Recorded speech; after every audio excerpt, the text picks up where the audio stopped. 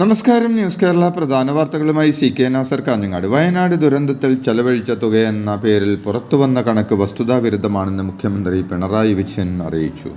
മുഖ്യമന്ത്രിയുടെ ഓഫീസിൽ നിന്ന് പുറത്തുവിട്ട വാർത്താക്കുറിപ്പിലാണ് അദ്ദേഹം ഇക്കാര്യം വെളിപ്പെടുത്തിയത്. ദുരന്തവുമായി ബന്ധപ്പെട്ട് അധിക സഹായം തേടി കേന്ദ്ര സർക്കാരിന് സമർപ്പിച്ച നിവേദനത്തിലെ വിവരങ്ങളാണിതെന്നും കേന്ദ്ര സഹായം തേടാനുള്ള സംസ്ഥാന സർക്കാരിൻ്റെ ശ്രമങ്ങൾക്ക് തുരങ്കം വെക്കുന്ന സമീപനമാണ് വസ്തുതാവിരുദ്ധമായ ഇത്തരം വാർത്തകൾ എന്നും മുഖ്യമന്ത്രി കുറ്റപ്പെടുത്തി. വയനാട് ദുരന്തത്തിലെ പ്രവർത്തനങ്ങളിൽ ചെലവ് കണക്കുകൾ വ്യക്തമാക്കി സർക്കാർ. ഒരു മൃതദേഹം സംസ്കരിക്കുന്നതിന് 75,000 രൂപ ചെലവായെന്നും 359 മൃതദേഹങ്ങൾ സംസ്കരിക്കുന്നതിന് 2,76,00,000 ചെലവിട്ടുവെന്നും റിപ്പോർട്ടിലുണ്ട്. ദുരിതാശ്വാസ ക്യാമ്പിലുള്ളവരുടെ വസ്ത്രങ്ങൾക്കായി 11 കോടിയും വളണ്ടിയർമാർക്ക് വേണ്ടി വണ്ടി ചെലവിനും ഭക്ഷണത്തിനും 14 കോടിയും ചെലവാക്കി. ബെയിലി പാലത്തിൻ്റെ നിർമ്മാണത്തിന് 1 കോടി രൂപയും 17 ദുരിതാശ്വാസ ക്യാമ്പുകളിൽ 30 ദിവസത്തേക്ക് ജനറേറ്ററിൻ്റെ ചെലവ് 7 കോടിയും ചെലവായിട്ടുണ്ട്. ഇന്ത്യൻ എയർഫോഴ്സിന് എയർ ലിഫ്റ്റിംഗ് ഹെലികോപ്റ്റർ ചാർജ് 17 കോടിയും ബാധിതരെ ഒഴിപ്പിക്കാൻ വണ്ടികൾ ഉപയോഗിച്ച വകയിൽ 12 കോടിയും ചെലവായി. മിലിറ്ററി വളണ്ടിയർമാർ എന്നിവരുടെ വിവിധ സൗകര്യങ്ങൾക്കായി 31 കോടിയും JCB, ഹിറ്റാച്ചി, ക്രെയിൻ എന്നിവയ്ക്ക് ചെലവായത് 15 കോടിയുമാണ്. ദുരിതാശ്വാസ ക്യാമ്പിലെ ചെലവുകൾക്കായി 19 കോടി രൂപയും മെഡിക്കൽ പരിശോധനാ ചെലവ് 8 കോടിയുമായി. ക്യാമ്പിലെ ജനറേറ്ററിന് 7 കോടിയും ഡ്രോൺ റഡാർ വാടക 3 കോടിയുമായി. DNA പരിശോധനകൾക്കായി 3 കോടി ചെലവാക്കിയെന്നും കണക്കുകൾ വ്യക്തമാക്കുന്നു. സംസ്ഥാന സർക്കാർ ഹൈക്കോടതിയിൽ സമർപ്പിച്ച സത്യവാങ്മൂലത്തിലാണ് ഈ കണക്കുകൾ വിശദീകരിച്ചിട്ടുള്ളത്. വയനാട് ഉരുൾപൊട്ടൽ ദുരന്തത്തിൽ സംസ്ഥാന സർക്കാർ പുറത്തുവിട്ട ചെലവ് സംബന്ധിച്ച കണക്കിൽ വ്യാപക പൊരുത്തക്കേട്. ദുരിതാശ്വാസ ക്യാമ്പിൽ വസ്ത്രത്തിന് മാത്രം 11 കോടി രൂപ ചെലവായെന്നാണ് കണക്കുകൾ പറയുന്നത്. 17 ക്യാമ്പുകളിലായി 4,102 ആളുകളാണ് താമസിച്ചിരുന്നത്. സംസ്ഥാന സർക്കാർ രേഖയിൽ തന്നെ പറയുന്നു. 11 കോടി രൂപ വസ്ത്രത്തിന് ചെലവായെന്ന് പറയുമ്പോൾ ഒരാൾക്ക് 26,816 രൂപയുടെ വസ്ത്രം വാങ്ങിയിട്ടുണ്ടെന്നാണ് കണക്കുകൾ വ്യക്തമാക്കുന്നത്. വിവിധ സന്നദ്ധ സംഘടനകളും വ്യക്തികളും സ്ഥാപനങ്ങളും ദുരിതാശ്വാസ ക്യാമ്പിൽ വസ്ത്രങ്ങളും മറ്റു അവശ്യവസ്തുക്കളും സൗജന്യമായി വിതരണം ചെയ്തിരിക്കെയാണ് സംസ്ഥാന സർക്കാരിൻ്റെ ഈ കണക്ക് പുറത്തു വന്നിരിക്കുന്നത്. വയനാട് ദുരന്തത്തിൽ സർക്കാർ ചെലവാക്കിയ തുക സംബന്ധിച്ച് പുറത്തുവന്ന കണക്ക് തെറ്റെന്ന് റവന്യൂ മന്ത്രി K. രാജൻ പറഞ്ഞു. ചെലവഴിച്ച തുകയുടെ കണക്കല്ല മാധ്യമങ്ങളിൽ വന്നിരിക്കുന്നതെന്നും കേന്ദ്രത്തിന് തയ്യാറാക്കി നൽകിയ പ്രതീക്ഷിക്കുന്ന ചെലവുകളുടെ കണക്കാണ് ഇപ്പോൾ പുറത്തു വന്നിരിക്കുന്നതെന്നും മന്ത്രി പറഞ്ഞു. ചെലവഴിച്ച തുക സംബന്ധിച്ച കൃത്യമായ കണക്കുകൾ മുഖ്യമന്ത്രിയുമായി സംസാരിച്ച ശേഷം പുറത്തുവിടുമെന്നും എല്ലാ സംശയങ്ങളും ദൂരീകരിക്കുമെന്നും മന്ത്രി പറഞ്ഞു.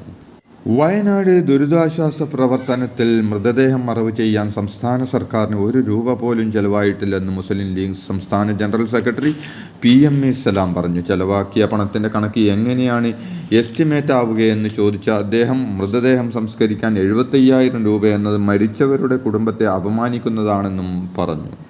വയനാട് ദുരന്തത്തിൽ സംസ്ഥാന സർക്കാരിന് ചെലവായ യഥാർത്ഥ തുകയുടെ കണക്ക് പുറത്തുവിടണമെന്ന് K. സുധാകരൻ. ഇത് ഇടതു സർക്കാരിൻ്റെ കൊള്ളയാണെന്നും പുറത്തുവന്ന ചെലവ് കണക്കുകൾ അവിശ്വസനീയമാണെന്നും അദ്ദേഹം പറഞ്ഞു. യഥാർത്ഥ കണക്ക് പുറത്തുവിടാൻ സർക്കാർ തയ്യാറായില്ലെങ്കിൽ കോൺഗ്രസ് പ്രക്ഷോഭത്തിലേക്ക് നീങ്ങുമെന്നും അദ്ദേഹം വ്യക്തമാക്കി.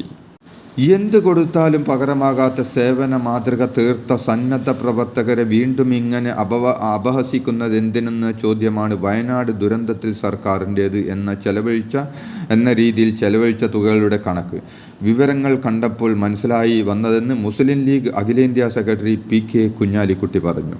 കേരളം ഒരുമിച്ച് നിന്ന് അതിജീവിച്ച ഒരു ദുരന്തത്തിൻ്റെ ഔദ്യോഗിക ചെലവ് കണക്കുകൾ അവ്യക്തമാകരുതെന്നും അതിൻ്റെ വസ്തുതകൾ കൃത്യമായും വ്യക്തമായും അറിയാൻ ജനങ്ങൾക്ക് അവകാശമുണ്ടെന്നും അദ്ദേഹം പറഞ്ഞു.